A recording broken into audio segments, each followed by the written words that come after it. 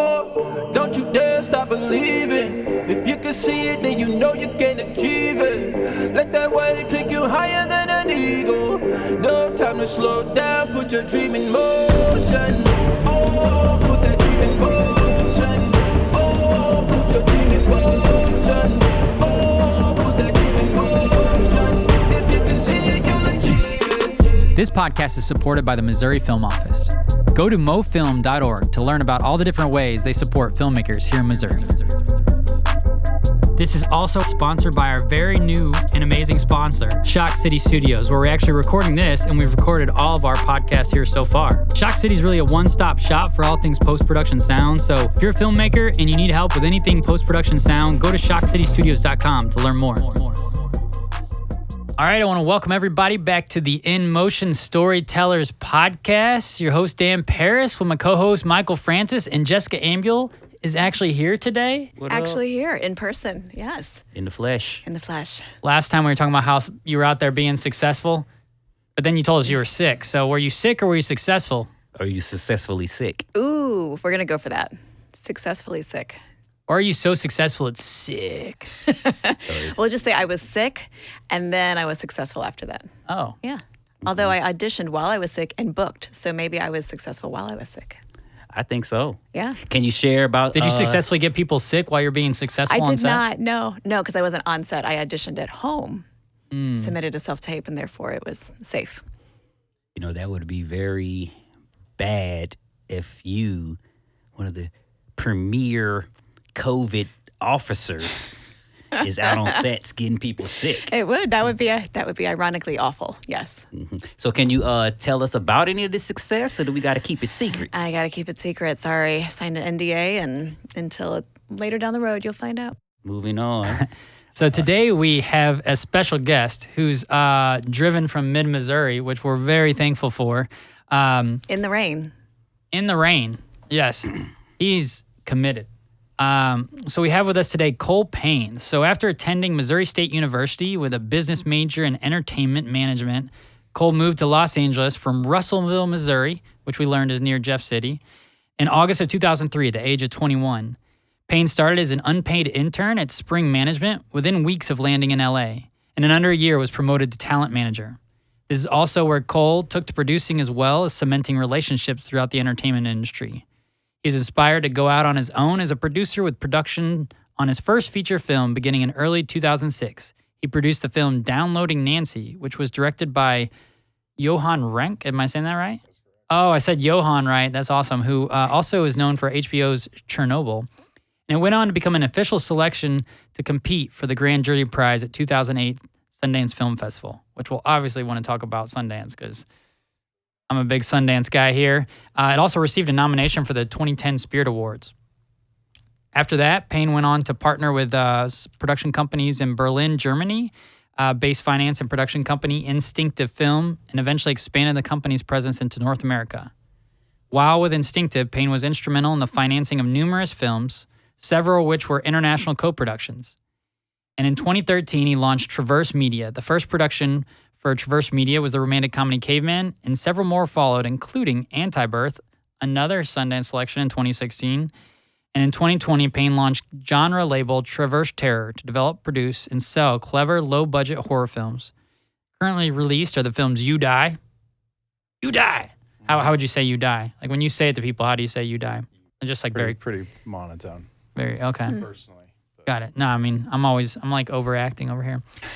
Monstrous, The Retreat, and Dawn of the Beast, with more coming soon. Since the start of his career, Payne has been involved with financing and producing over 20 feature films, with more on the way.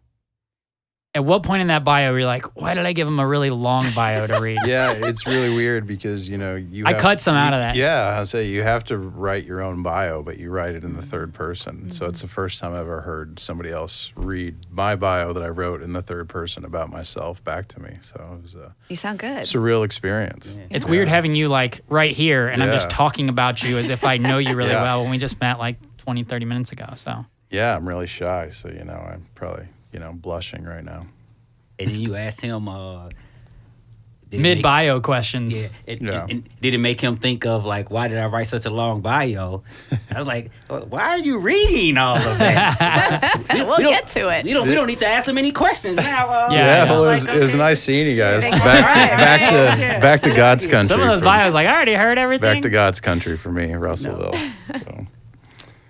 All right. Well, Go ahead, take it away. No, we gotta shout out our sponsors. Well, I already have that in the recorded podcast, like soundbite. So I don't know if we need to. But you want to say a little something about Shock City and where we're at right now? Hey, we're at Shock City. Really great people. Really Come book good a session. Great space. Yeah, it is a great space. My first time here. It's pretty impressive. Your next movies, come down here. And Yeah, let them, if we take care of if we your get audio that stuff. Missouri film incentive, we can do some post production here. So yeah, I was talking to the owner about that. He's very interested in it. So let's do that in 2024. Word on the street is that the last vote passed out. I don't know the specifics to tell everybody what that actually means, but it's moving forward. I know that, so that's a good thing. For I think right everybody now. needs to watch that. What was that show where it's like, I'm just a bill on Capitol Hill? That whole process of how a bill, I mean, that's. Yeah, it's not, but it's multi-step not that process. simple, especially here in Missouri. There's a lot of processes. But yes, our bill in the Senate has passed through the Senate, so that means it is now in the House. I believe they're still waiting to assign it to a committee, but the House bill from our state representatives bill sponsor passed out of committee earlier this week and is now moving on to the next step. So things are moving on both sides of the bill. So You were saying this is about as far as the bill has made it since the tax credit got cut, right? yeah, since we got cut in 2013, it's the furthest it's ever been. So That's exciting. It's something. And before we kind of jump into your story, you when we asked you some social media links, you're like, just tell everybody about Film in Missouri. So are you involved in the Film in Missouri tax credit? Like, what's your role now? Yeah, I consulted on drafting the bill, so I put a lot of stuff together before it got handed off to Senator Hoskins and Representative Gregory, who are our sponsors over there at the Capitol, among many other great sponsors as well. But they were the point people, and then there's a lot of other ones that are like, this is good, this would be good for Missouri, we want to do this bill too. So, and a couple other film bills were out there that got combined together with our language in the Senate.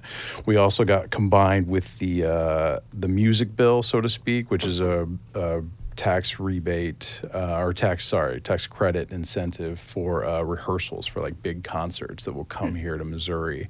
And if they spend spend a certain amount of money, similar to like a film would come here and spend money, they can get a tax credit for doing that. So it's a across the board entertainment friendly bill. So Well, on behalf of all the local filmmakers, storytellers, thank you for all that work that you did. Yeah, it really does mean a lot. I've been getting asked a lot by my family and friends lately, like, so how do you get paid from this? I'm like, well, I don't. I just hopefully we can start bringing some productions to Missouri and maybe get in on some of the businesses around the business. Like again, the wonderful studio like this. Talk, maybe partnering up and see if we can get some picture post and sound post and things like that going. So for everybody listening to this, you should be thanking Cole for putting in the hard work to help bring us our potential film tax credit incentive, whichever one it needs to be called, because different places call it different things, and different things piss different people off. So whatever it is going to bring us the ability to do more things in this fine state. We want it, and we may be thanking Cole when it's all over with. Again, you got me blushing. Well, it's just I've been in several different states and countries and utilized tax incentives like this, so it just seemed like I was, the right person to consult. I'm sure there's people out there that are better at it than me, but you probably would have to pay them, and I don't know if we can afford that. So you get me. All right. You're a good choice. Good choice. And a McDonald's small fry on me for you. A small fry? Come on. Is that it? Yeah, man, I'm worried about his health. Oh. I want to stay, healthy. Keep We the don't want to lose cholesterol them. down. If you want to sit with me, I'll give you an extra large. I appreciate Yeah, that. you're welcome. Appreciate that. Jessica putting cheese on shit and shit. All right. So we ready to get into this? Ready to get into this? All right. So, Mr. Cole, welcome to the podcast, the In Motion Storyteller podcast, where we are here to educate, give valuable information to people in this Midwest region, the flyover country, of how you can get into the business, do the business, and make good business inside of the business. That's what we're here for. You have been doing that, and we're going to just kind of hop in and get going. Sounds good. So you were born and raised in Missouri. Mm-hmm. You are a son of the Midwest. Tell us where you're from and what it was like growing up there with the dreams of being a filmmaker. Yeah, well, I didn't really have the dreams necessarily when I was young because, as mentioned, I'm from Russellville, so that's like an 800-person town right in the middle of Missouri.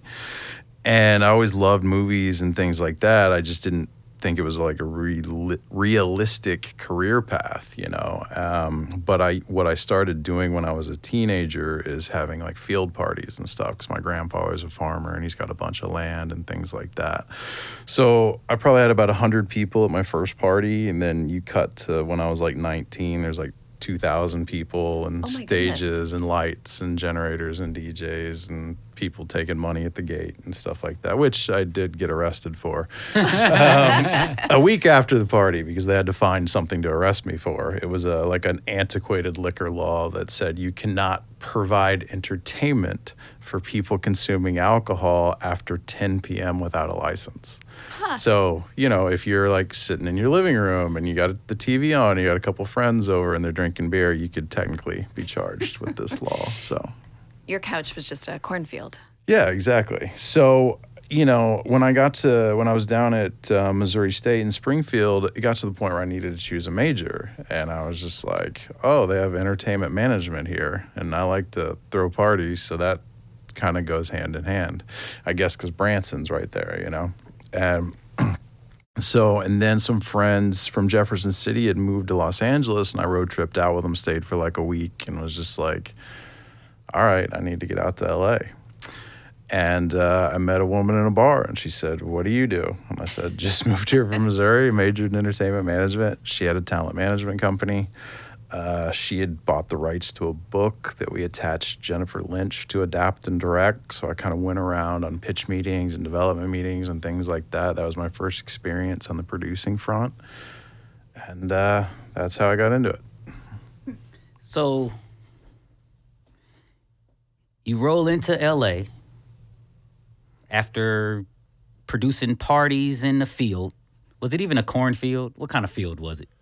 Just a pasture? Yeah, actually, there was one of the fields that had hosted one of the biggest ones did have corn in it at one point. Not that year, but at some point in my lifetime, I do recall there being corn there. All right. So you're producing these concerts out in the middle of nowhere, Missouri. You go to school. You're still doing the parties. That leads you to getting into entertainment management. You graduate. Well, I don't want to tell a falsehood here. Okay. I didn't actually graduate. I was 3 years in to school down at Springfield, and my plan was to re-enroll once I got back to Los Angeles. And I don't know if I connected the dots on that bit of the story, but that woman that I met, she had a talent management company. Oh, I did talk about that, yeah. And she had like a law degree from Oxford. Oh, wow. And I was, when I was interning for free for the 8 months that I think I worked about 60 hours a week for free for her. And I was like, I got to go back to school and finish my degree. And she's just like, why? You're already, in your field. So I actually never went back to school. So I'm, I guess, technically a dropout. It was after the semester was over. I was intending to go back and re-enroll. It just never really happened. So Missouri State, if you want to give me an honorary degree, I will take it. Sounds like you may be delivering the next commencement. So then you get to LA.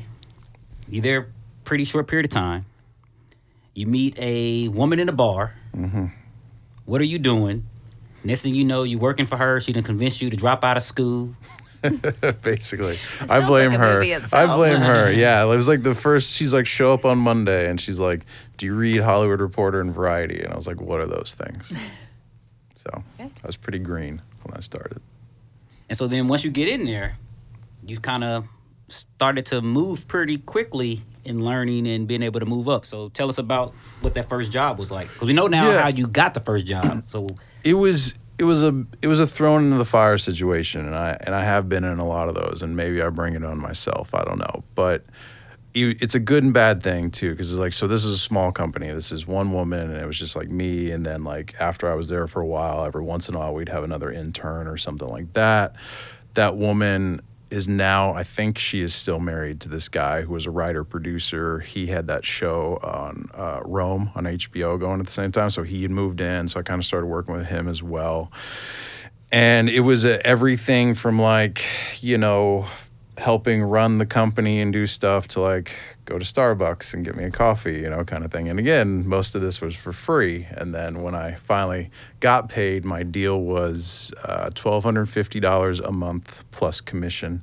And for some reason or another, I never got any commissions. There was reasons for that. So it was good in the sense that I got to be in on these meetings and at the ground level and stuff like that, you know, and just really had to immerse my life in this. You know, I was like working at a watch store in the nights and weekends, you know, to pay the bills. So I was pretty busy the whole time I was there.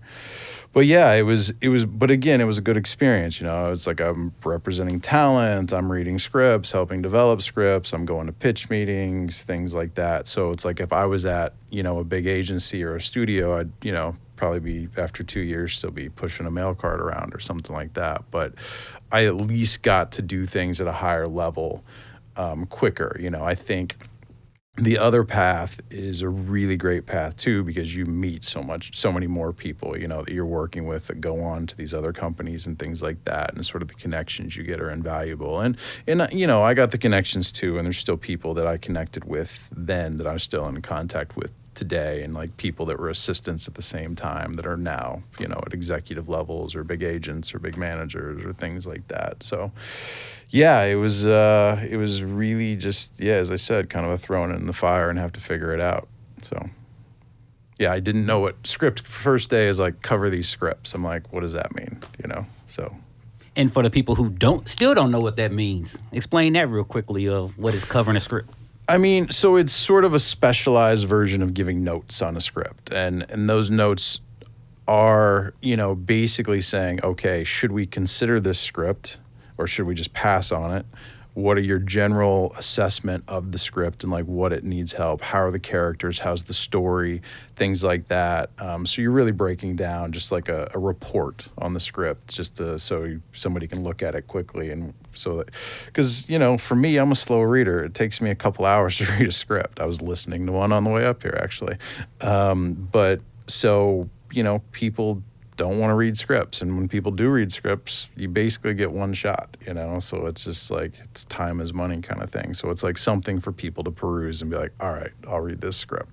It's very common an entry-level job, right? Like if you're starting out at an agency, you're starting out working for a producer, being like an assistant for somebody, doing script coverage is a great way that they can offload the bulk of that work and have someone else curate it so that they only have to read, of the 20 scripts, they have to read 1 or 2 versus all 20 because they just don't have time. But they're like, hey, this young person, if they like it, then I'll give it a chance, right? Yeah, you nailed it. And that's something too I would say for people even here in the Midwest or whatever. It's like, that's a job you can get remotely from here, you know. It's like people are like, you know, hit me up if you want to do coverage on scripts. Let me know. I'm up for it.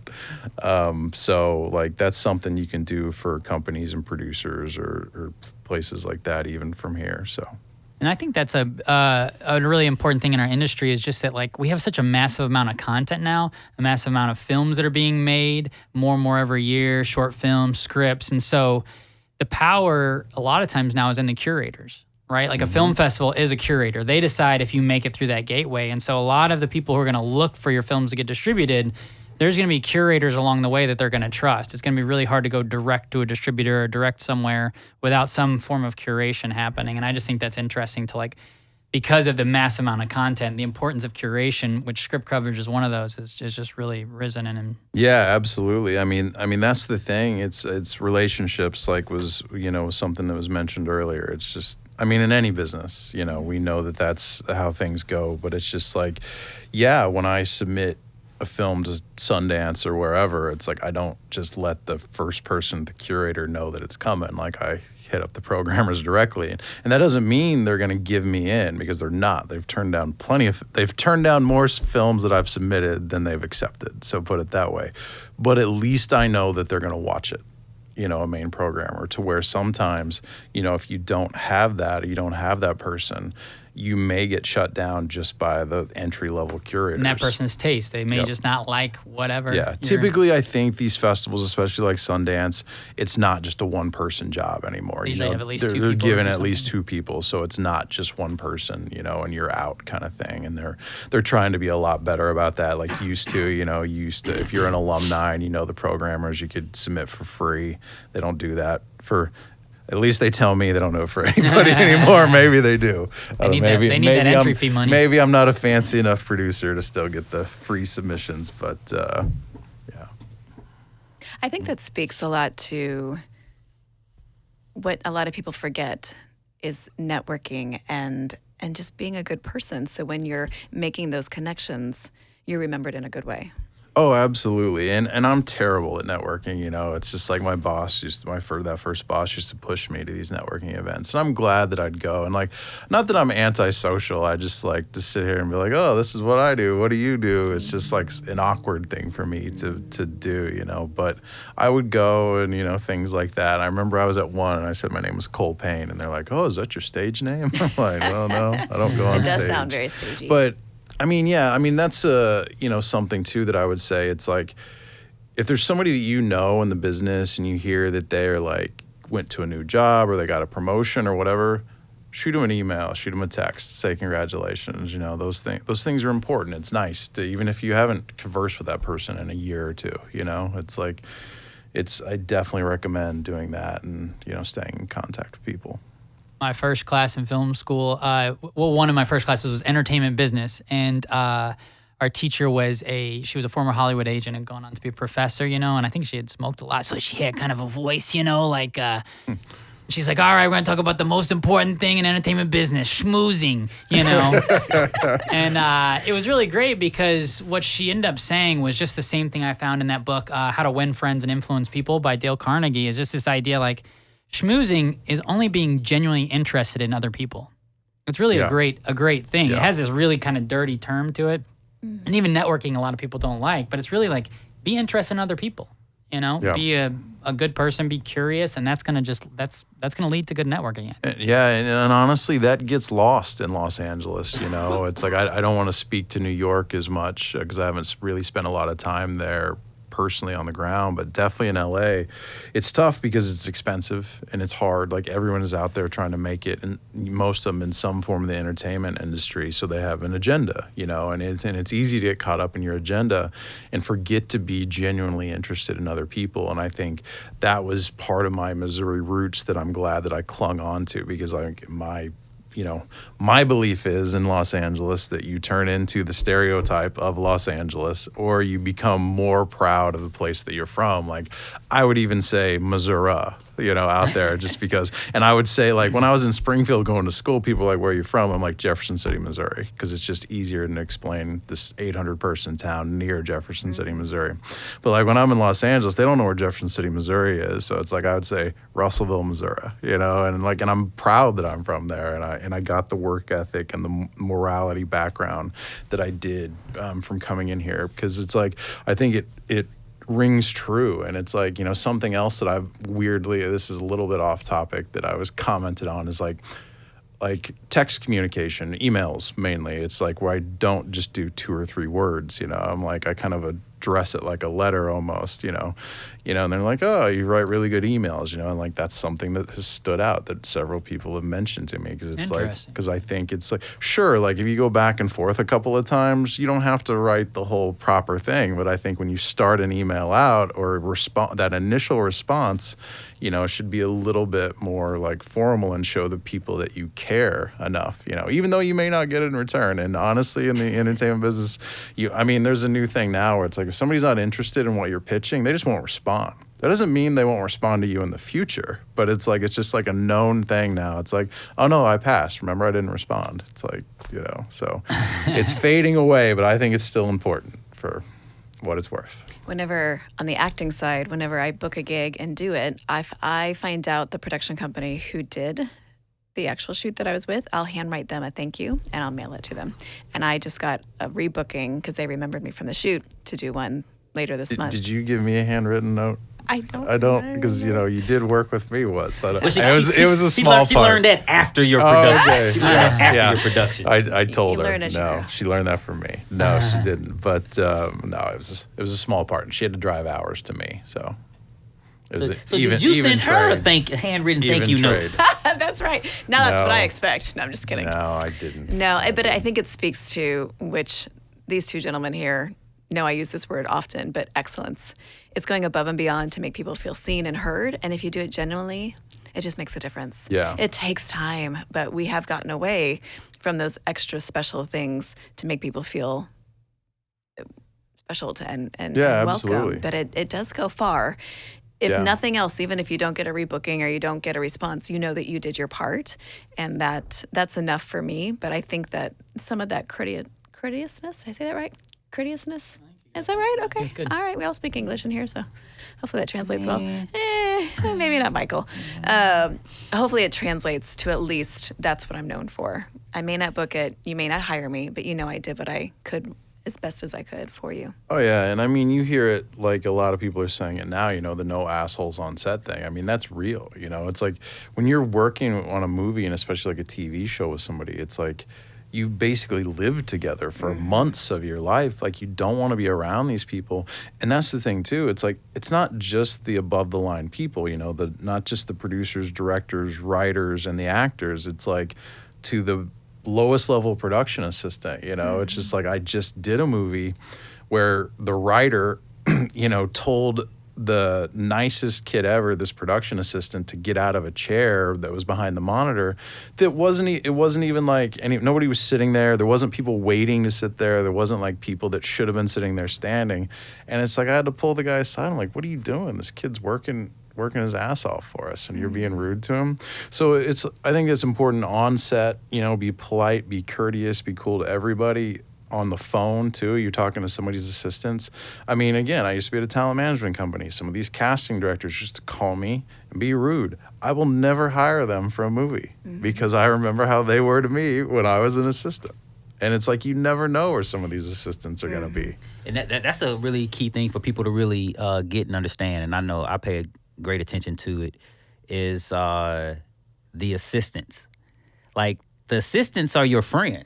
Mm-hmm. If nobody's your friend in any of this stuff, is the assistants is the people that are your friends. For one thing, they're your gatekeepers anyway. Just if you want to be, just bottom line of I'll care about what I want. Like that's the person that's gonna stop you from being able to do anything you want to do, because whoever you're trying to get to, they control their schedules.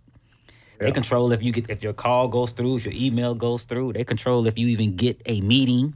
All those things.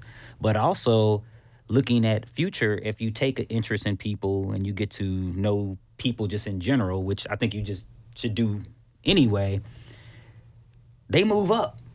Yep. And pretty soon they're the ones that's running the company. They're the ones that's the agent. They're the ones that's the manager. They're the ones that the person that's booking, and you coming up together, if you look at it that way. And they're usually they're usually the gatekeepers. They're the curators for their boss, right? Yes, Mm-hmm. yes. They're more than just the assistant. They're that curator. Mm-hmm. So, treating the assistant right goes a long way of being nice. And especially those people who are buttholes to the assistant, and then the I didn't want to say butthole. Then the yeah, you did. Say it again. One more time. Butthole. But then That's right. That's 3. They you mean to the assistant, but then when the person you're calling gets on, now you all nice and chummy and all that. It's just so fake that that just says a lot and can really get in your way. But people overlook that because people always, it seems like in this business, oftentimes use other things, other people to put down to then feel like they're raising themselves up. And you don't really need to do it. I agree. I think we all agree. Did it? Oh, okay. All right. So Cole, you was in talent management. You was doing that. Sound like you was killing the game, figuring out a lot of things. You learned a lot of stuff being thrown into the fire. But then you made a jump to producing. So what made you take that leap? What led you to that? Mm-hmm.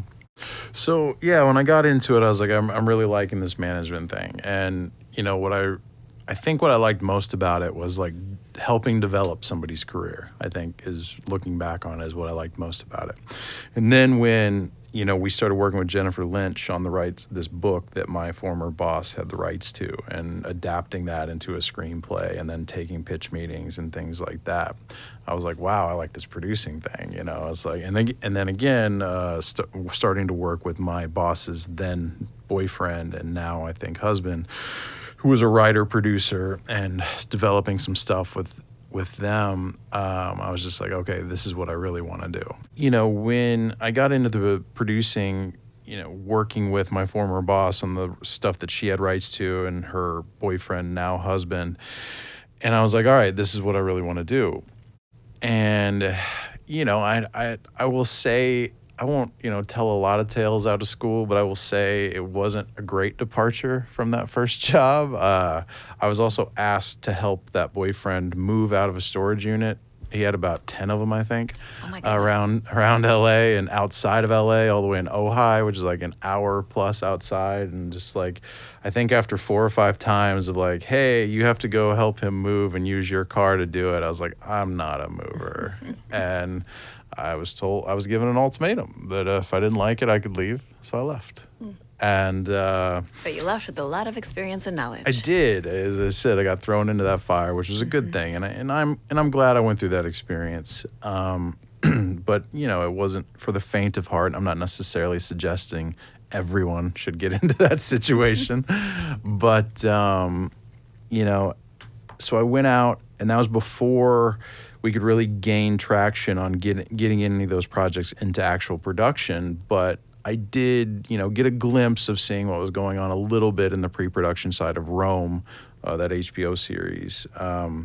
But I just went around to companies that I'd met with and people that I met with and just said, hey, I'm trying to be a producer now. I'm not looking for a handout or anything, but just, that's what I'm up to. And the first meeting I took, I got handed a script called Downloading Nancy. I did not make that movie immediately. It was not the first movie that I produced, but I took it and I'd been going out on the party scene in Hollywood and stuff. So I'd met some like club owners and restaurant owners and things like that. And I went to a friend who owned a sushi restaurant, and he's like, yeah, I'll put in $100,000. And I was like, cool. Goodness. And that was enough to like get me a seat at the table. But I mean, it was like a $3 million movie, and I think they needed. You knew this person that owned this sushi restaurant from Missouri, or you had just met them from your time in LA? I just met him from the time in LA. That was a friend of a friend. He said he was on a party scene. So what it sounded like to me is it was some coke involved. No, I got lucky. I never got into the coke scene. I mean, I'd go to the parties, then it's definitely there. But I never even got into weed, actually. Just drink beer, no cigarettes. Cigar every once in a while. That's about it. But yeah, it was basically, a friend of mine worked at this sushi restaurant, and he'd become friends with the owner. And so that's kind of how that happened. And he's like, I can put in $100,000. And that was enough to like get me a seat at the table, on this project moving forward. Did he read the script before he offered $100,000? Yeah, he did. Okay, so it was, what do you think was the thing that really, let's zoom into that moment where you get your get your first $100,000. I'm guessing is this your first big Yeah. investment in a film? For sure. What did it take to kind of, was it just get that? Well, this project was more than a script when I got it. As I said, he handed me the script, but at this point, there was already name actors attached. There was already an international sales agent. There was already some funding in place, things like that. At that time, the cast was Holly Hunter, William Hurt, and Stellan Skarsgård, and Radha Mitchell. And basically, it was sort of like, okay, $300,000 in 3 months. We're in Canada filming this movie with that cast. And then things changed. Actor became unavailable, and this actor eventually dropped off. And then years down the road, and it's none of that cast, and it's a completely different cast of Maria Bello and Jason Patric and Rufus Sewell and Amy Brenneman, and Michael Nyquist ended up joining it. That great Swedish actor that passed away a few years ago, because Johan Renck was from Sweden, so that was a good buddy of his. But I stuck on the project because I thought it was a really strong script, and instead of bringing $100,000, and that friend actually didn't end up putting money in the end, but a different friend ended up putting the bulk of the equity financing in the $3 million movie. So. Jason Patric was used later down the road, wasn't he? Yeah, Jason and I became friends on Downloading Nancy. It was very interesting because, again, I had ended up producing a couple of movies before this, very tiny ones. But this was the first time with actors kind of on this level, and it was really interesting. Maria Bello was just in character the whole time. And Jason Patric was in character all day on set. But as soon as you called wrap, he's ready to go to the Irish pub and have a beer, Rufus Sewell stepped out of a scene and he's joking around. And this is a very dramatic, intense film, if you probably haven't seen it. But I am proud of it. But it is very dark and a little bit depressing. And Rufus Sewell stepping out, joking around. Amy Brenneman was just fantastic. But it was just very... And Amy was there for a week or so, but the other three were there pretty much the whole time. And it was just their acting styles. They were all phenomenal actors. But yeah, Jason and I became friends, and we've worked together a few times now. But yeah, that was kind of it. It was just meeting people, staying in contact, sticking on this project, and ended up, bringing the bulk of the financing to it years later. And I was taking meetings, and people are like, oh, yeah, is there gap financing and bridge finance? And I didn't know what those things were. And you couldn't Google those things back then. So, I literally just had to, learn without asking and acting like I didn't know what I was talking about. So I'd be in meetings and just be like, uh-huh. So Good old head shake. So, yeah. But that was handed to me. It didn't take off right away, but I ended up getting hired on, a movie through Craigslist. That was my first movie I produced. way. Before we move on, how did Yeah. you get paid from that first one? Did you where you bring somebody in, but where does do you were doing the work before where you weren't getting paid? At what point do you build in some kind of producer fee? Is in the budget, so you know you're going to get paid? Yeah, absolutely. And I didn't get myself paid enough on that movie either, to be honest. That was another thrown into the fire situation after the first one, just because I was clueless on what I was doing. And I honestly think that the lead producers on that were a bit clueless too. They'd only made one feature film before this, and I think that maybe they had lost sight of their good moral upbringings too, and how they handled certain things. It was funny because just several years ago, one of them called me and he was trying to pitch me projects to bring money to, and I started laughing at him. I'm like, are you serious? After that situation? So I only got paid, I brought in $1.3 million equity to that. A lot of that, probably about half of that, over half of that movie was financed with pre-sold territories based on the names in the script and stuff like that. Tax incentives out of Canada. And then, my $1.3 million equity that I brought was a huge chunk. And I only got paid $20,000. So I was there every day on set producing and stuff like that. It's a Wild West, right? What you make from doing that is all based on the contracts and the agreements and whatever. Some people can, yeah. Yeah, absolutely. I think the other producers got paid $150 each, and I got 20, which I thought was a lot of money at the time, But you live and you learn. Totally. So let's since we're already here with the financing, and that's what everybody wants to know about and learn about, let's just dig into that.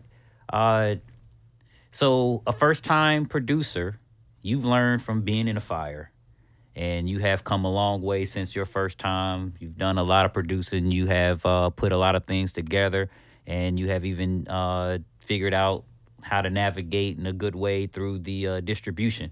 So for the people who's listening, what can you tell us so, we know what we need to be looking out for trying to get into financing and how to find monies and all those things to demystify the whole financing side of it.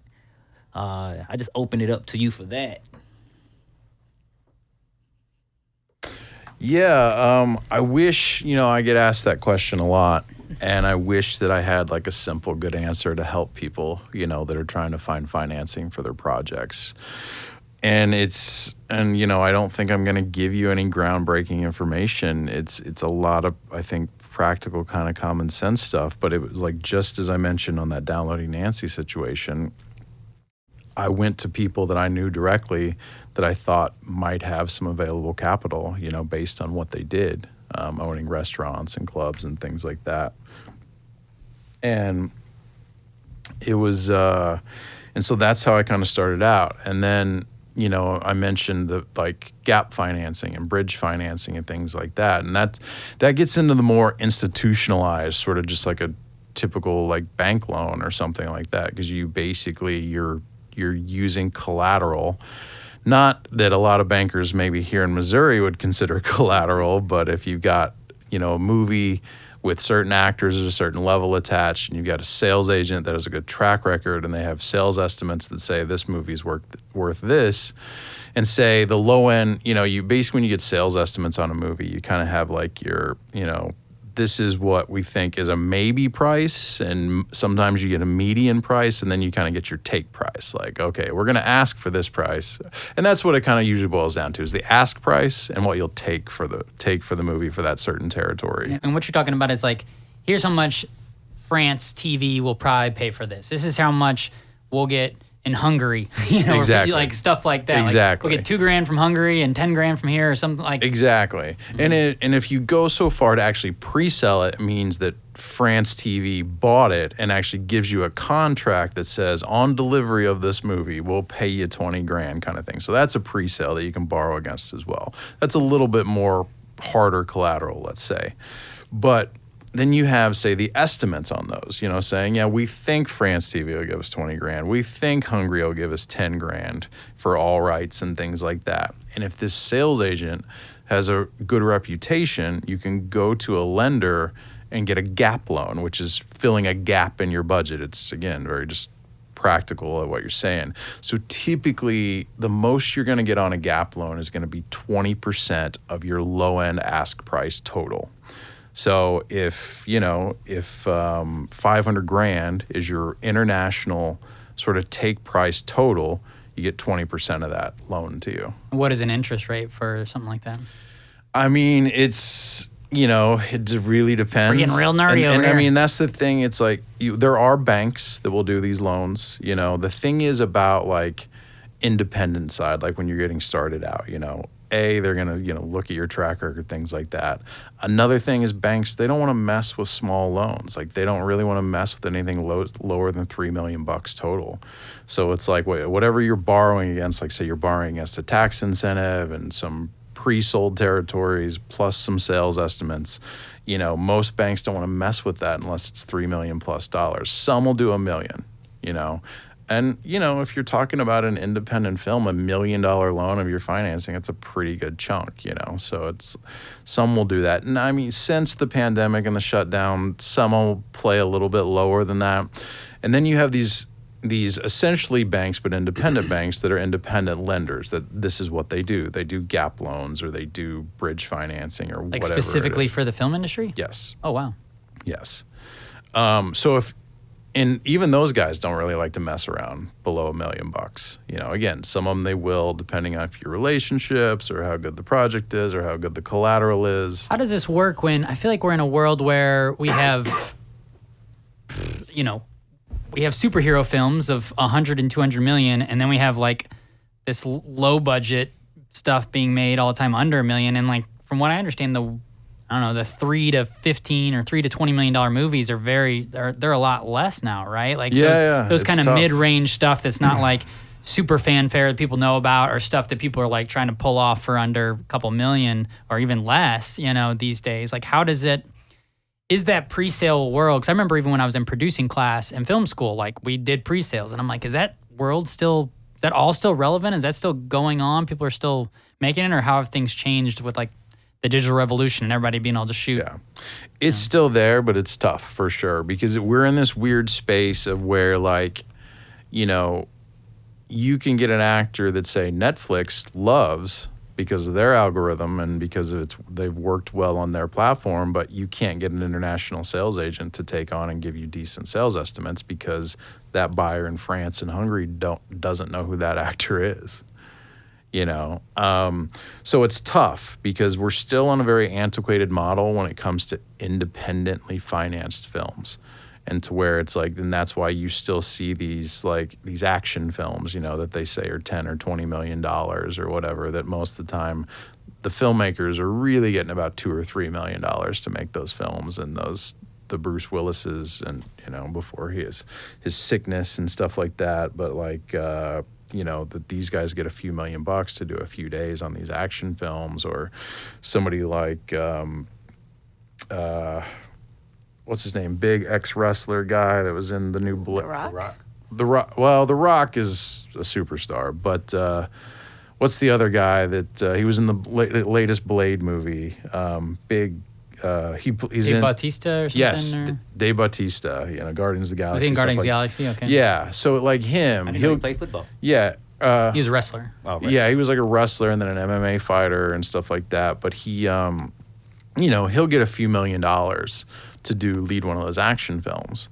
And then it's like on the independent side, it kind of screws things up, because it's like, well, you can see like in that film Blade or whatever, he's a really fantastic actor as well. He's got that dramatic. And if you try to go to him for something else, like say you got this really cool drama that you think Dave Bautista would be great in, he's still used to getting paid $2 million for an independent film, and you're like, I'm trying to make the film for $2 million total, and actually with your international value on an independent drama, I can't for sure pre-sell that for more than enough money to make it. Because you also got to think about the fact that like there's fees in all these loans and all these sales companies and things like that, you know, too. So it's like, okay, if the sales estimates come in at $2 million, you really need the value to be at $3 million, you know what I mean, to make a little bit of money kind of thing. So it's, I'll be honest, like, not to sound negative, but it's like, that's why you're also like, a lot of times independent films are set up for failure, because you're squeezing in this window that this cast that has this perceived value because of past movies that they've done and sold has availability for this small window. And sometimes you're like, wow, I only have 3 weeks to rush into production. Becoming, the movie that you did with me, was like that. You know, our lead actor, you know, had bigger stuff going on. We ended up shooting 2 days a month from the rest of the film, and we, you know, had to rush it into production just to get those 2 days and then get the rest of it later, because we were jumping around big TV shows and studio movies and things like that. And it's just tough to focus on making a really good movie, because you don't really get proper preparation time and things like that. And again, you're basing your cast, every somebody you want to cast, you have to call your international sales agent. You know, you can't just be like, oh, that's a really fantastic actor. Like, well, they don't have enough value, kind of thing. So it's really like jumping through a lot of hoops so that you got to do. And again, you're dealing with the international sales agent and then the financier that you sign on with to borrow these loans. They're really going to have final say at this point. You know, if you got those kind of things, you have a bond company that is basically insurance to say that the movie's going to get done, which all these lenders require, you know, if you borrow all this stuff. So it's just like, I spent my entire time on this film Becoming, that Jessica and I did in Kentucky, financing it basically, you know? And then once we got done, I didn't have post-production financed, and I had to finance that, you know, because basically I had an independent investor that decided he didn't want to invest in it anymore.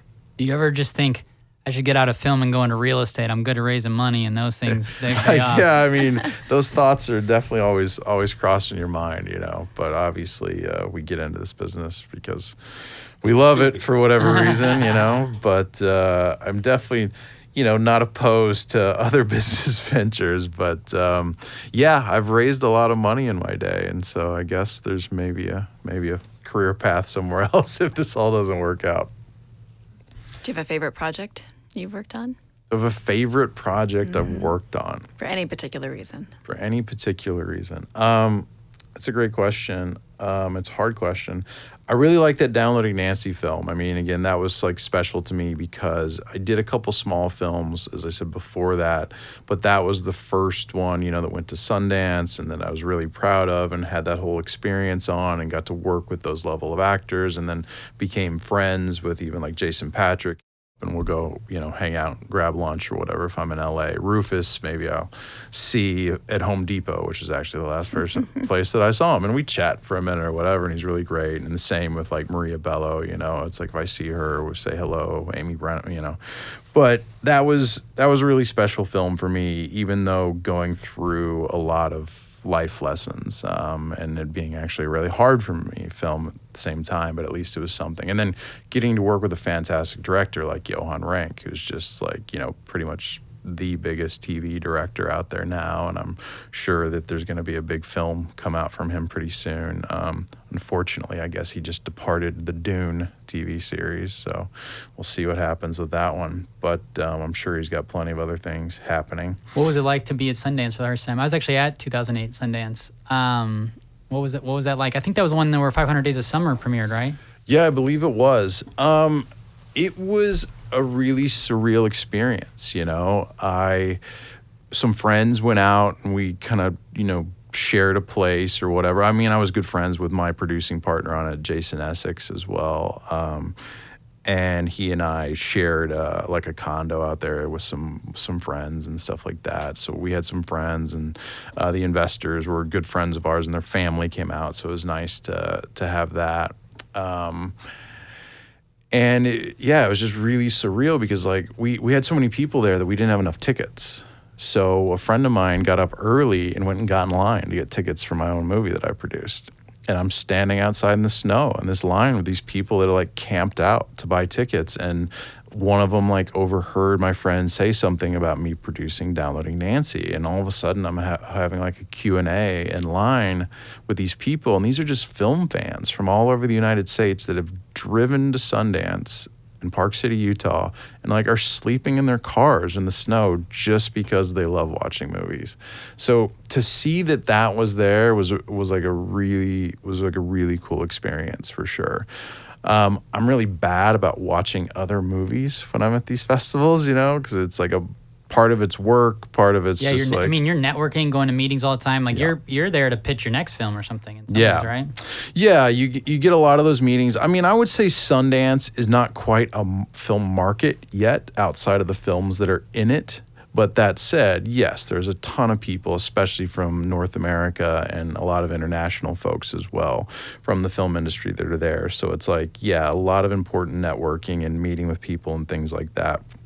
But like, say, when you go to the Cannes Film Festival, which, I would say is the biggest film festival in the world, it also has a film market at the same time. Same thing with Berlin. Berlinale has the European film market going on at the same time. Like, we have the American film market, but that's its own standoff thing, So, but it was a really great experience. And as I said, it was like I was there in 2008 for the first time. And I haven't really been without a film, so I've been 3 times.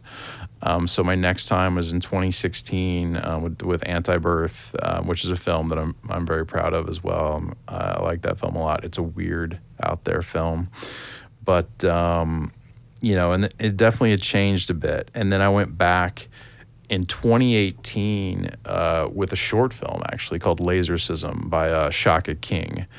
Shaka did Judas and the Black Messiah, so really cool director to work with. On there. And since I didn't really have like a business agenda because it was a short film, and Shaka wasn't even really like I had people like hitting me up saying, hey, we want to sponsor a party for your film. And Shaka's like, this film is about racism. We don't really I don't really think we need to have a party for it, kind of thing. And, like, these places that also like wanted to like pick it up and distribute it or whatever. He was just like, I really just want to put it on my own YouTube channel, kind of thing. It was a very just personal, special project for him. I mean, even though it was funny as well. But so that I didn't really have like a business agenda. So I was there. So my agenda became to not pay for a drink or a meal.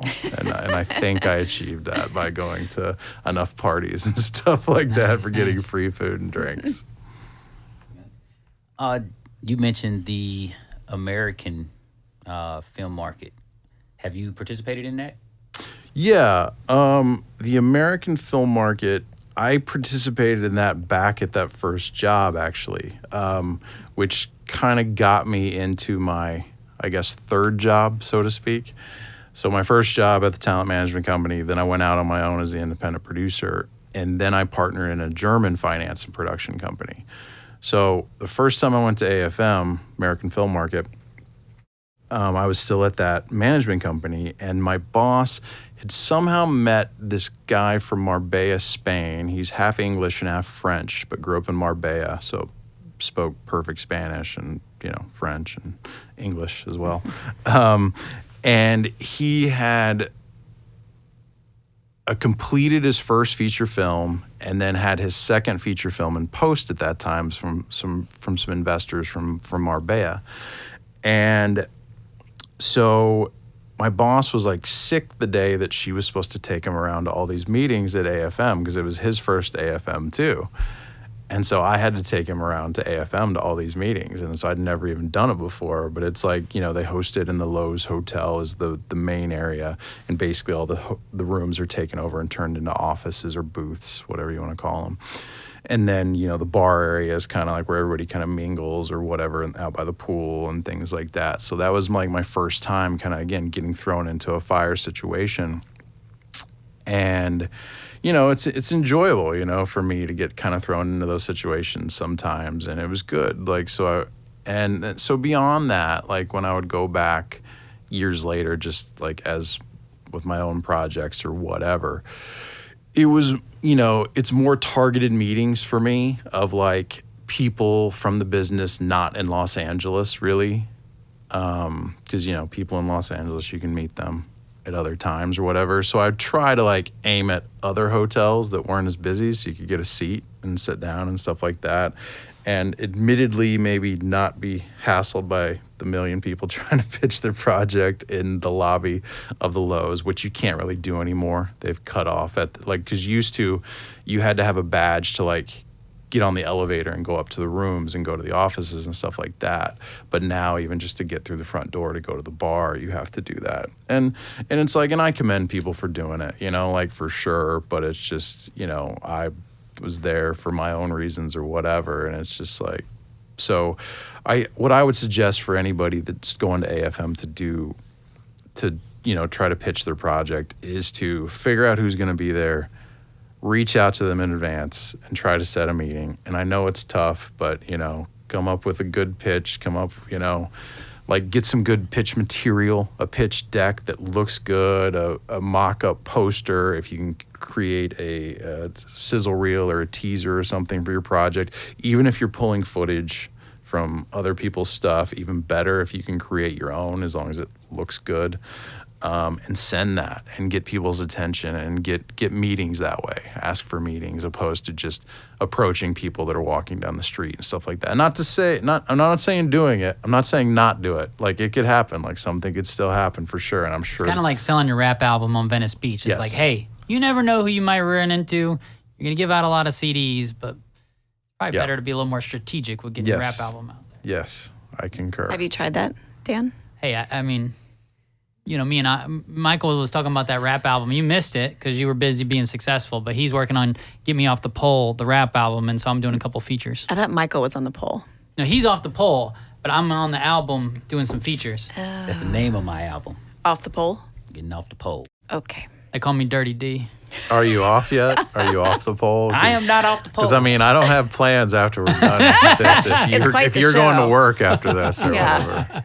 I It's the am after party. I am still on the pole. Been taking pole dancing classes and everything. Legitimately.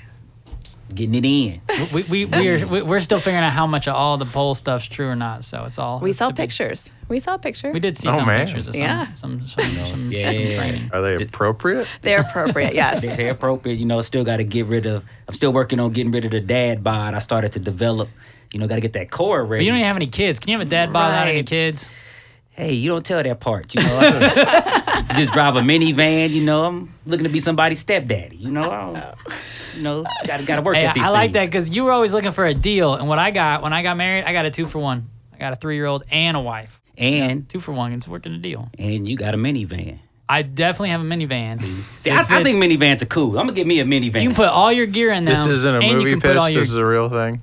Okay. Oh yeah, where is it all this true? is Okay. life. This is just Okay. This is my life. I got 4 kids in a van, and when they're not in the van, gear's in the van. It's the best. That's great advice on trying to contact people who you want to get to before you get to an event. I think that's great advice for It's any excellence, type of like she content. talks about all the time. Like, don't be sloppy. You know, And- make plans. And Think pay, about it ahead pay of for a time. badge. It's like it sucks, $500 or whatever it is these days. I can't remember, but it's just like people are gonna take, even if you approach them on the street, if they see you have a badge on, they're gonna take you a bit more serious.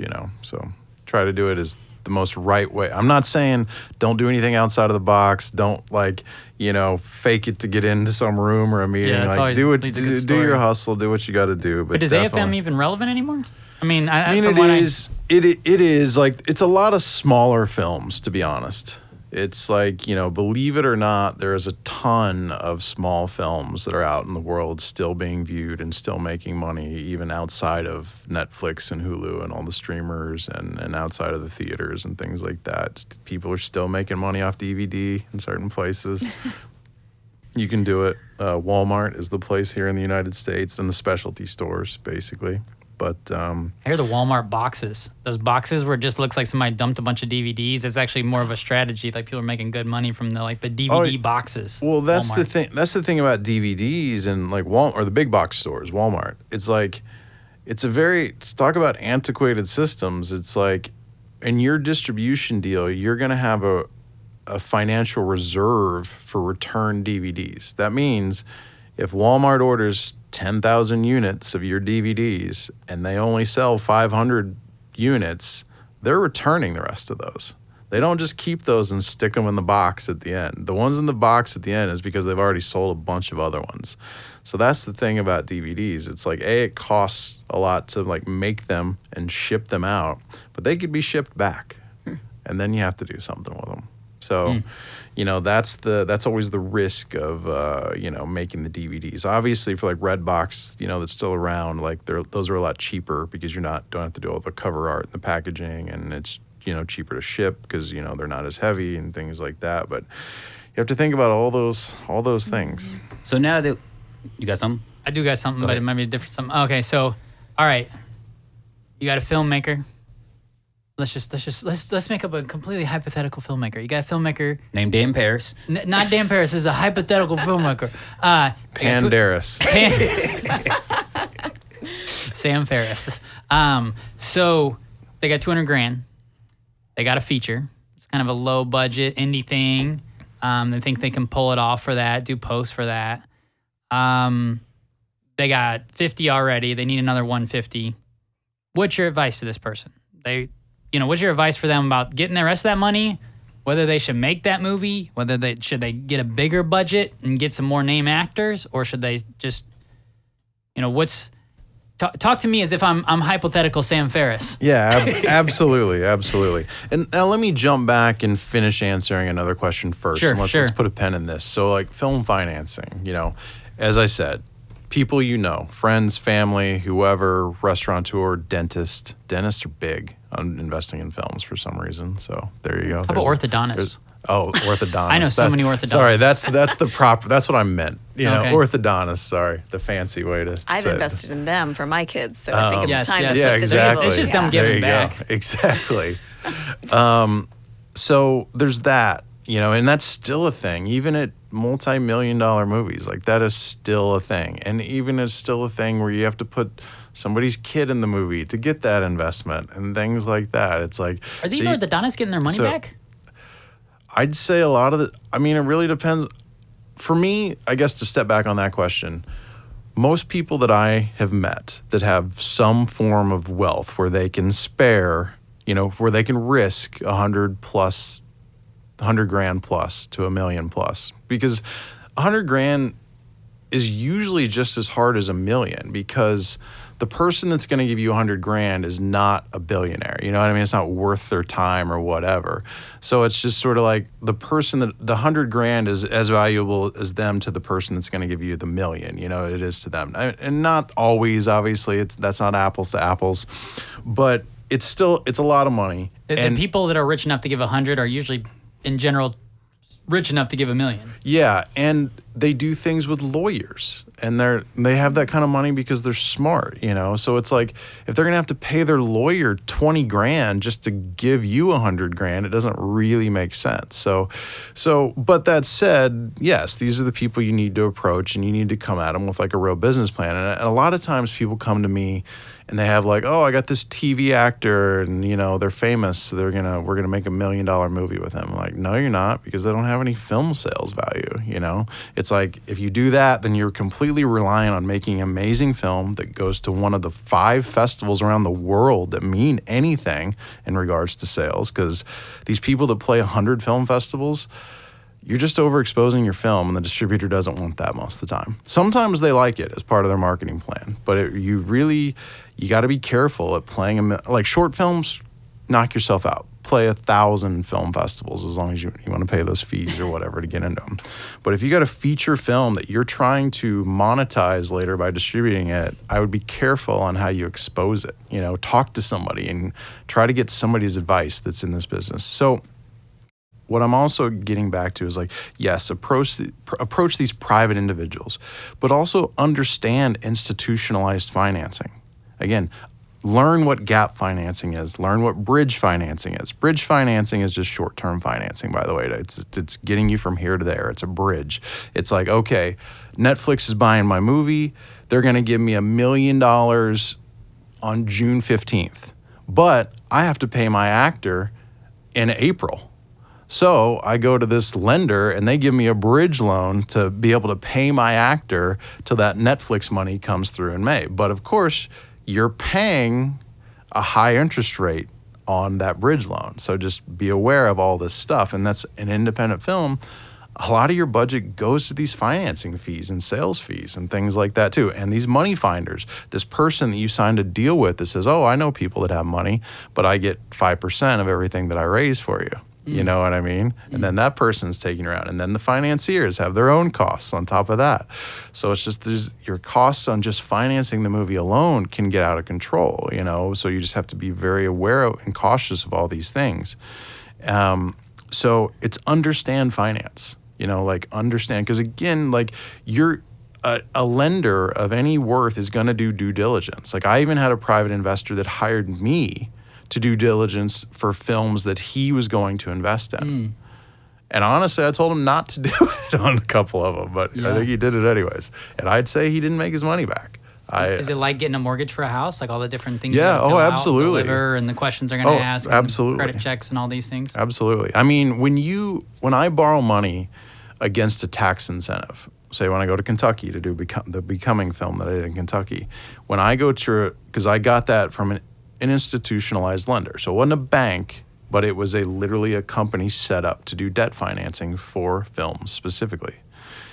And you have to go through all this due diligence and stuff like that. You have to pay their lawyer fees, like 10 grand. I think we had to pay their lawyer to do all this stuff.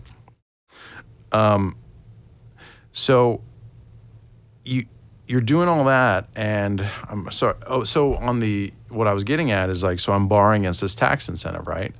Well, the thing is, the nice thing about for that lender against tax incentives is as long as you go there and spend the money, you get the tax incentive. Doesn't even matter if you finish the movie or not. The movie could, like you could die in post, but as long as you've spent the money in the tax incentive state, they get their money back on that loan. So that's a good investment for them.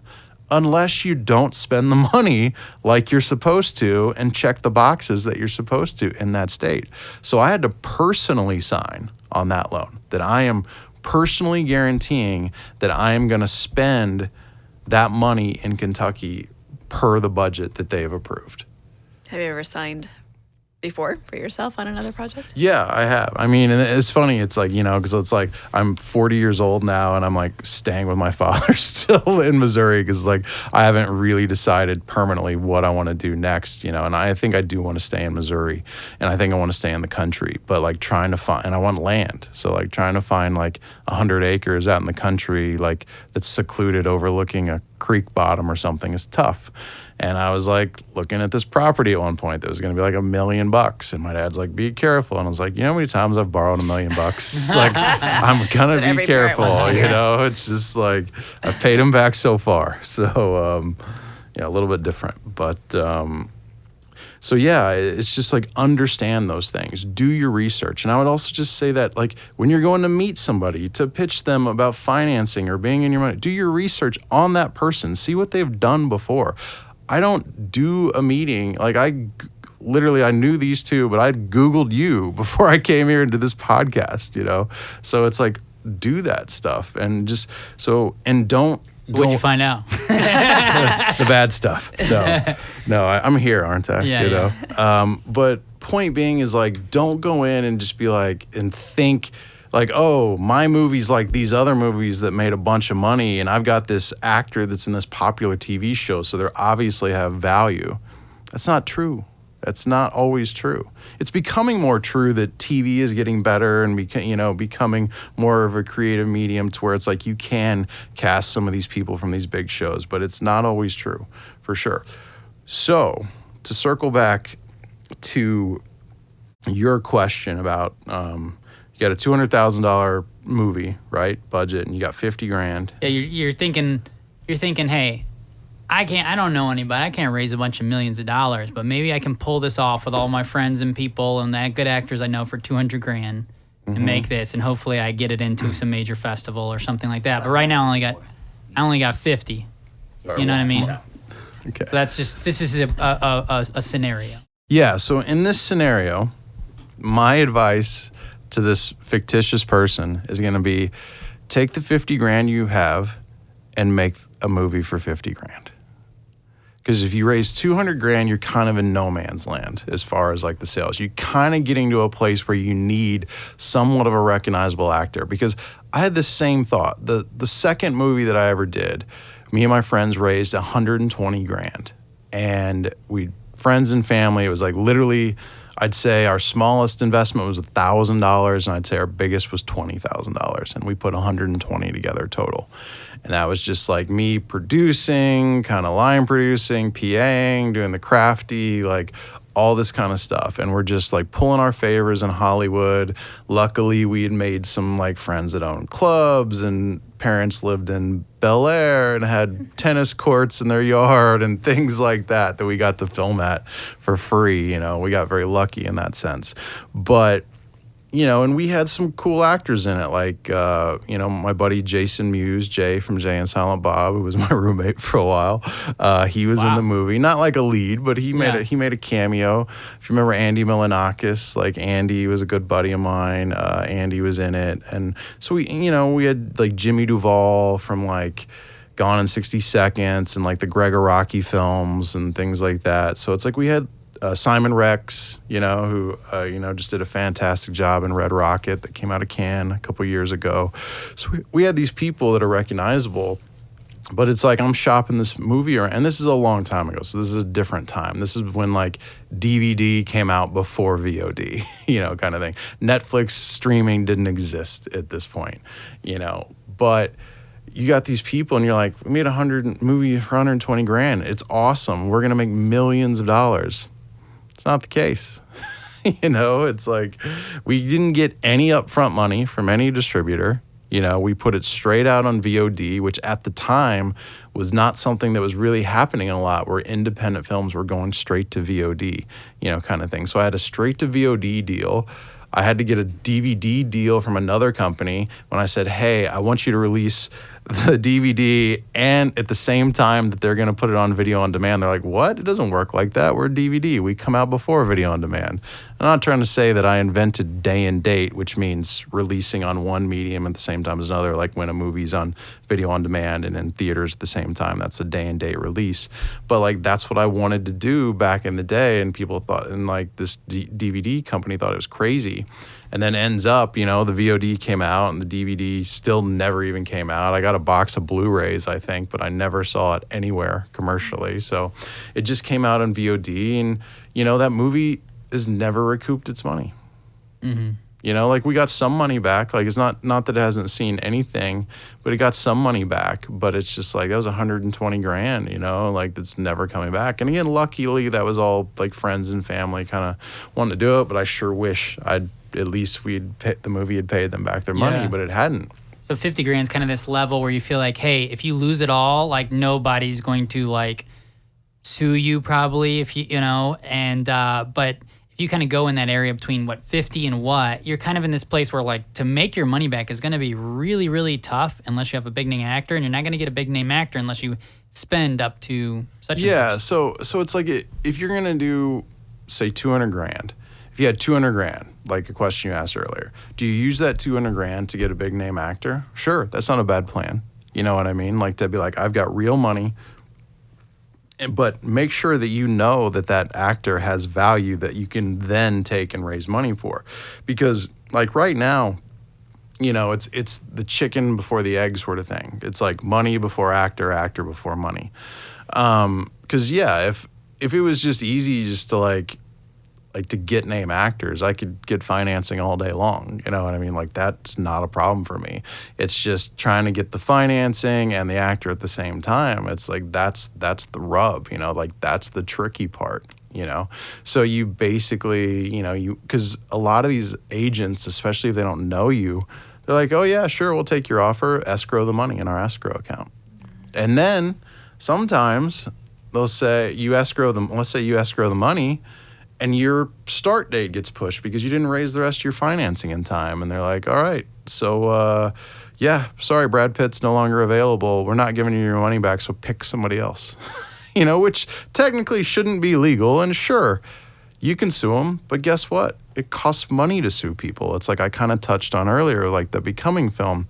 I had an investor back out who literally had his money managed or proved to me that he had the money sitting in an account, especially for the movie. He'd written a letter of commitment saying he was investing in the film, and he backed out. Sure, I could probably sue him, but if he's got that kind of money, he's going to be able to hire a good lawyer and fight me, and that's going to drag on for years, and I'm trying to make a movie. It's like that Liar Liar scene where he's like, you scratched my car. And then he has the whole dialogue. Do you guys remember that? Yeah, it's like people literally will do business like the idea that somebody's going to sue them or things like that. It's like, but knowing that most people won't sue you because it's very easy to say, I'll sue that person. And you could be right. But that doesn't mean it's going to cost you 20 grand just to get a lawsuit going. Sometimes I've gotten money back just from threatening to sue. So sometimes it works the other way. You're like, you're not going to sue, but they don't know you ain't going to sue. Yeah, I mean, I'm not saying don't do it, but I'm just saying don't think that, it's so easy to sue somebody when they wrong you to get your money back. And they have like arbitration groups. Like, so a lot of times when you sign a contract, you say, hey, if this doesn't go well, we would go to arbitration at this state and this place. Which also costs money. Yeah. Yep. That's the thing. It all costs money. Yeah. So if you have 200 grand cash in the bank and it's like to get a bigger name actor, sure.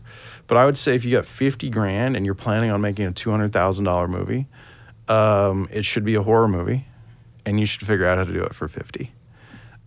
Because if you're going to do some drama for 200 grand, it better be the best thing that's ever been made as far as a 200 grand drama. And you have to get into Sundance or Berlin or Cannes. And then after that is like South by Southwest or Toronto, obviously, or South by Southwest and Tribeca, because they're, and if you don't get in those festivals, you're more than likely not making your money back.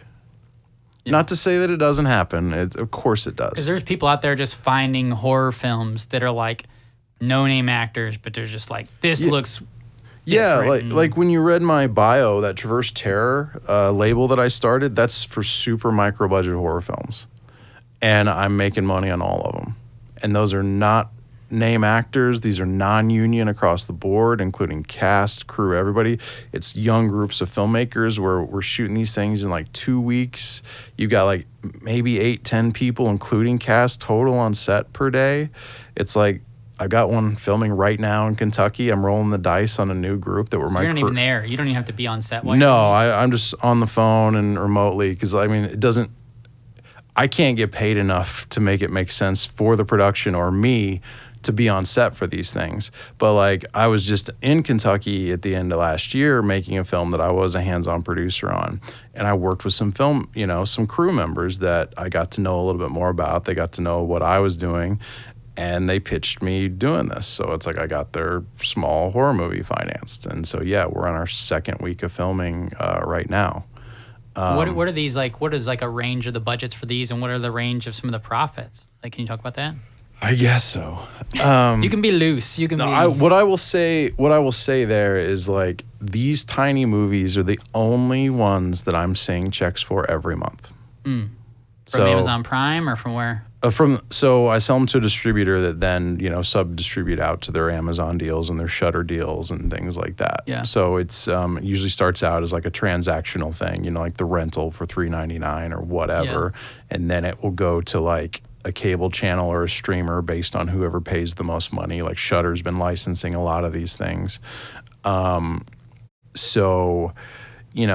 These movies, again, I've made movies for millions of dollars where I've never seen a dime after what the initial MG, money guarantee, this distributor pays up front.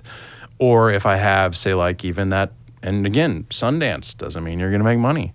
My 2016 film, Anti-Birth, film I'm very proud of, got really great reviews. Again, it's a weird movie. It's not for everybody. Got with a good distributor, IFC Midnight, I think, again, 2016 Sundance came out later that year in 2016, I think around September, October. I think I've seen beyond the money that they paid up front, like $20,000, and what they paid up front wasn't near what the budget was, So that one still hasn't broken even, basically? No. Well, that one was financed with a grant that they have in Northern Ontario and some tax incentives and things like that. But yeah, there's still some debt against like sales estimates and things like that are out there or whatever. But I would say these tiny movies are the only, and I'm not making asylum movies, like these aren't movies that like I'm actually not proud of. These movies are, like I put in the bio, clever, it's like, because they are, like, I'm excited about this group of filmmakers that I've been working with that work out of upstate New York. And I think from what I've seen so far, I'm going to be excited about working with these guys in Kentucky, and I'm looking for other filmmakers to do this with. We just had some guys on who might have a film perfectly for you. Cool. Let's do it. We'll connect you up. Let's do it. Well, while you're right here, tell people how they can contact you, where they need to come find us to find out about Cole Payne. My email is out there. You can. I would say to anybody, like, I get a lot of like script pitches. It's like, personalize it towards me or anybody else that you're pitching your script or your project to. Definitely don't do a mass email. I'm on Facebook. I'm 40, so I'm getting old, so I don't even have an Instagram or anything like that. But you're in good crowd. Yeah, we're all upper end. Yeah, I have Twitter, but I check it once a month, kind of thing. I thought it was like, all right, this is a good way to stay in contact with the celebrities that I work with. Like, we'll be friends on Twitter, and that way I'm not like texting them all the time. And it's like, all right, I'm on Twitter, and you add this person, and then they don't follow you back. So it's like, all right, great. Some of them do. Brooklyn Decker followed me back. Natasha Lyonne followed me back. So some of the other ones didn't, though. We need to have Cole back. We need to do a whole thing just on the distribution, and we don't have time to really get into that now. You touched on it a little bit, but that's so weedy. And the weeds we need to get into in there. I want to have a distribution panel, so we could bring in like a bunch of people, like have people like different phases. I mean, he could obviously do it all by himself, but we could kind of different, because there's a lot of areas of distribution. Like, because I've talked a lot about my films, is that I made about 10% or less from selling them directly and 90% from public speaking about them afterwards. You know, I mean, Yeah, that's a special thing I can do with Oh, documentary. that's definitely no. I mean, that's a thing you can do. Is like you can definitely travel with your film and show up and do Q&As and turn it into an event, and you can make money that way. And a lot of people have. But just know that when you do that, when you self-distribute, as I'm sure you'll probably agree, you're becoming a distributor. So it's like, you know, do you have time to do that with your day job that you're paying your bills with? And it's like there was times like that, like out of Sundance, like with that Anti-Birth movie. It's like, because my company at one point, I had a small distribution arm. We're releasing small independent films on VOD and things like that. We did some small theatrical, and Anti-Birth, you know, like did not get the offers up front that I was hoping out of Sundance. And I was like, maybe I distribute this thing myself. And then I'm just like, but then I'm going to have to commit the next 2 years of my life to distributing this movie. And I was like, I can't do that, you know? So it's like I took the best offer on the table. Well, I don't think I actually took the highest money offer on the table. I felt the overall deal. I felt the overall deal was the best with IFC Midnight. It wasn't a huge gap in the money. Maybe like there was 3 offers and it was like maybe a $20,000 difference in between all those 3 offers, you know, but I just felt that the back end on this IFC deal looked a little bit better. But as I said, years go by and I only seen an extra $20,000. And when I say I don't mean me, I mean, you know, people who put money into the movie. Wow. So, you know, I would say, yeah, I mean, self-distribution is definitely a viable way, but you have to become a distributor. It has to become your job, I think, if you want to make real money at it. I folded up my distribution arm because we didn't have real money to put behind it. I thought, you know, because when I had put my first movie on VOD, we had a highly alphabetical place title. So just because of that on cable VOD, it got a pretty good return on the first check, actually. And so I thought, like, and usually, too, when you sell your film to these distributors, you're like, hey, I've got these ideas and this and that. And they say, oh, that's great. And then you sign the contract and you don't hear from them anymore because they're just going to do it how they do it.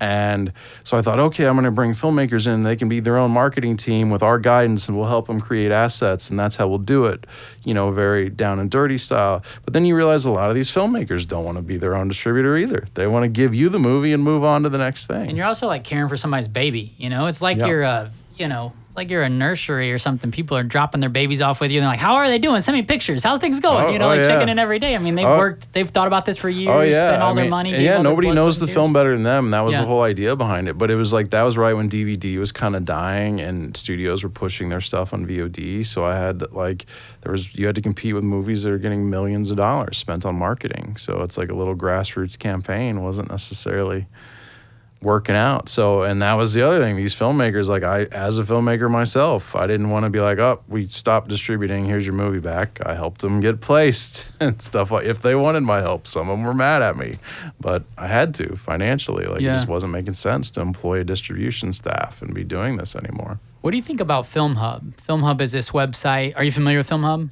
I think so. Give me a little reminder on it. So Film Hub is this website where you can upload your film and they will sell it to all these different platforms. So they will literally like go to all these different platforms for you and they will pass or accept and then they'll deliver it and they'll do, you know, as long as you get the file up there and all the things they need, it's like this online distributor. They take like 20%. Yeah, there's been a few of those over the years, and I think even Film Hub is like a new iteration of one of the other ones maybe. But it's self-distribution still, you know, because they're not offering any real marketing services. It's only what your film. Yeah, exactly. So you're still self-distributing at that point. So it's a good way to get it on those platforms, but then you still have to market it because unless you catch lightning in a bottle, your organic traffic isn't going to amount to anything. And if you're spending $50,000, $200,000, you're not going to make your money back. Yeah, I have two films on there. They've been picked up by like probably 20, 25 platforms, even 2B, that kind of thing. But I can make more in one live screening with a Q&A than I can with all these individual little digital sales because you're just getting such a small percentage of that. There was 2 small films that I was distributing, and the producer was just like, just keep them up on your Amazon channel. So he literally, it's funny, he emailed me last night because I told him, I said, listen, I can't give you quarterly reports on this, like $20 or whatever. It's not worth my time. I said, I'll keep them up, but like, I'm just going to report and pay you at the end of the year. And he's like, that's fine. So he hit me up the other day or last night. So I got to dig in and, Find out what you owe him for the year, see what I owe him for the year. And it'll probably be like $80. Yeah, no. Maybe 100, maybe 2. I don't know. I think that's a big part of the idea of, I don't know if you know Alex Ferrari and his Indie Film Hustle podcast. He wrote a book called Film Entrepreneur, which is all about how we can't just think of ourselves as artists. We have to be just as much business people, and you have to think about how am I really going to make money from this? Just throwing it out there and thinking the world's going to come find your film. Like, that's not how how business works, Yeah. And that goes back to why I say, like, sure, there's been a $50,000 movie or a $200,000 drama that has broken through, and you've heard about that one, but you haven't heard about the thousands of them that never saw a dime back. Because that can happen. You can put a movie out and never see a dime back because there's expenses in front of you getting, plus the distribution fee and things like that. So it's like, it's like if you want to potentially make money, if you want to do a showpiece, knock yourself out, do whatever you want. And you can throw away 50 grand or 200 grand. Great. I'm glad you have the ability to do that. I don't. So if I'm taking somebody's 50 grand, I'm going to make a horror film because I took, my company investor who got bored during the pandemic financed a couple of these small movies that we had developed because basically my model is really to pre-sell them to distributors opposed to, because so I do pre-sell these things mostly. But my company investor was bored and he's like, I want to finance one of these movies. So we financed one of these little horror movies that we developed, went well, sold it, did really well. I think that one we made for like 30 grand and we got 65 for North America and a $20,000 international advance. So it was a pretty good thing. Now that 65, we did that deal like 2 years ago on that movie, or a year and a half ago, and that movie still doesn't have a release date. Oh, wow. And I even told the investor, I was like, that 65 is probably all we're ever going to see from this particular company, and they were okay with that. So, but I explained it to them. I was like, we can go with this company. It's less money, but we'll see money on the back end. Or this company, it's more money, but it was enough money where it made sense to the investor. That upfront money, it doesn't look as good as that back there money, but that back there money is it's maybe. What is it that, chicken in the hand versus two in the nest or whatever. Yeah, but the point I'm getting at is that, like, so during that, the writer director started talking to him while they were making this movie because the investor went to set because he lives on the East Coast and these guys are on the East Coast. He's like, I want to be involved, and because again wanted to get out of the house, so he went. And he was super excited about it, and the writer director started talking about this time travel thing that he had. He's like, all right, I want to do it. So they did the time travel thing, and I said, guys, I can't make any promises of how the time travel thing will do. Same cast, same whatever. Great movie. They did a really good job. And it didn't make its money back on the sale. Maybe it will on the back end. It just came out fairly recently. But the sci-fi, even though that's a genre that has a following, you need names for that, So it's like where monster movies especially, like that's your star. That's on your poster, Yeah. And you got to be careful with the ghost in the house movies because there's a million of them. So it's based on execution. You got to do a really good job and make it really scary, even with no names and at 50 grand. Is there anything you want to wrap up with since we're about out of time? Yeah, we're about out of time. So if you take a minute, and I just want to, I asked everyone about work-life balance. How do you manage your work-life balance and your relationships, trying to chase this crazy dream we're out here chasing? It's tough. It's definitely tough because, like, when you do these movies and things like that, you immerse yourself for months. Like, and a movie is like, the lead producer is like, that's going to be a solid 2 years for me on that film, from inception to finishing it to selling it and getting it out there and dealing with the investors and financiers and all that kind of stuff. When I went to Kentucky to do Becoming, that Jessica was nice enough to do a small role in, that was the first time I had a girlfriend. It was the first time that I went to be on location on a set, and that almost ended our relationship because she didn't understand that I'm working 14, 16 hours a day, and I had, like, my weekends were on, like, Tuesday, you know what I mean? So it was just stuff to, like, call every day or be in communication and things like that. So I wouldn't say that I'm perfect at figuring out that balance just yet. Like I've never been married. I don't have any kids that I'm aware. And, so it's tough. I mean, definitely thinking about yourself, because there's definitely times where I've gotten caught up and I'm just like, I would say, again, I'll use this Becoming movie as an example. It's just like there was maybe a lot of signs in the financing side where it's like I shouldn't have dove into it. You know what I mean? But I was just like, all right, I like the script. I like the actor. Like, I'm going to make it happen. It's like maybe I shouldn't have, and like maybe I shouldn't have like thought about my personal life a little bit more. But yeah, trying to find that balance, and especially like say going out to LA or somewhere like, or New York even, to pursue this. Yeah, I mean, it was a great experience for me that I wouldn't trade in by any means. But it's like trying to figure out how you're going to pay your bills and pursue your dream, and finding that balance is super important, because there's so many people that move out there and they end up getting taken over by the job paying their bills. And then they're also maybe partying a little bit too, and the whole LA lifestyle, which it's tempting, It's like you got all these beautiful, fancy people, It's like, sure, you want to go hang out with them. But it's, you definitely got to find that. You got to figure out that work balance for sure. I mean, there was 2 points, ride night jobs.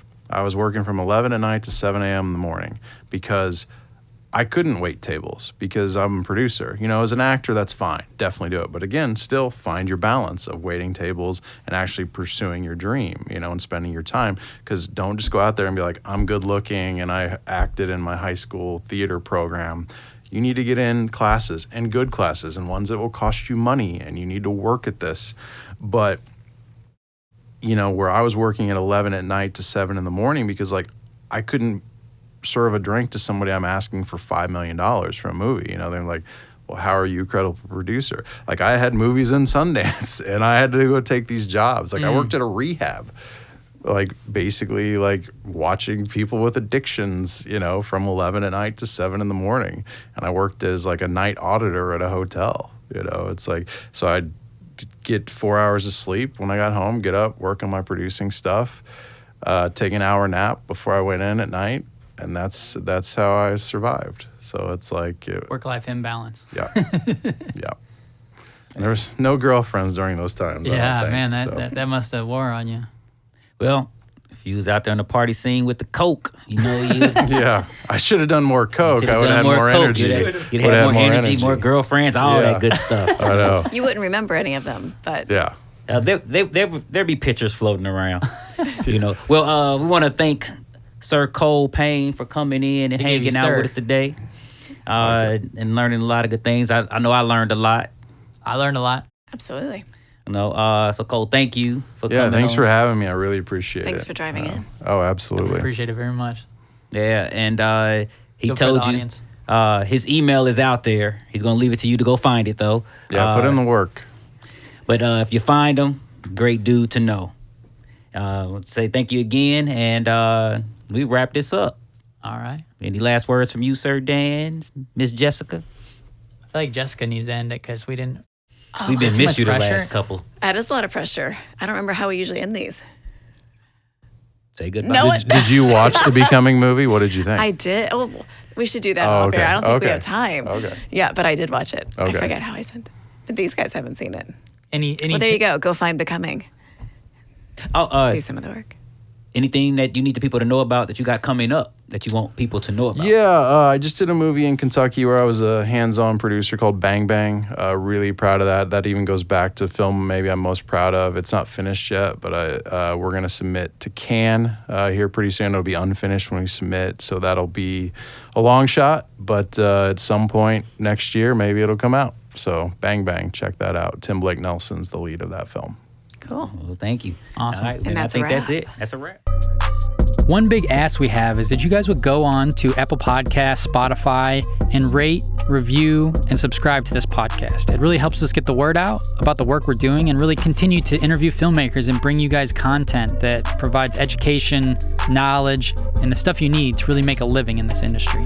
We also wanted to put it out there that we're looking for sponsors who help us make this podcast more of a regular thing. If the content we're producing may be of interest to your organization, your business, whatever you're doing, reach out at inmotionstorytellers@gmail.com and let us know how we might be able to partner and provide value to the work that you're doing. And if you have any ideas on what you'd like to hear, please email us at inmotionstorytellers@gmail.com.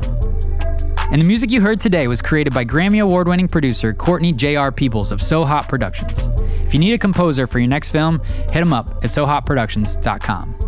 The In Motion Storytellers podcast is brought to you by Speak Up Productions, the In Motion team, and is supported by the Missouri Film Office. And this has been another episode of the In Motion Storytellers podcast, brought to you by Shock City Studios. Learn more about Shock City Studios at shockcitystudios.com. Our mission, to help filmmakers succeed from anywhere. Till next time.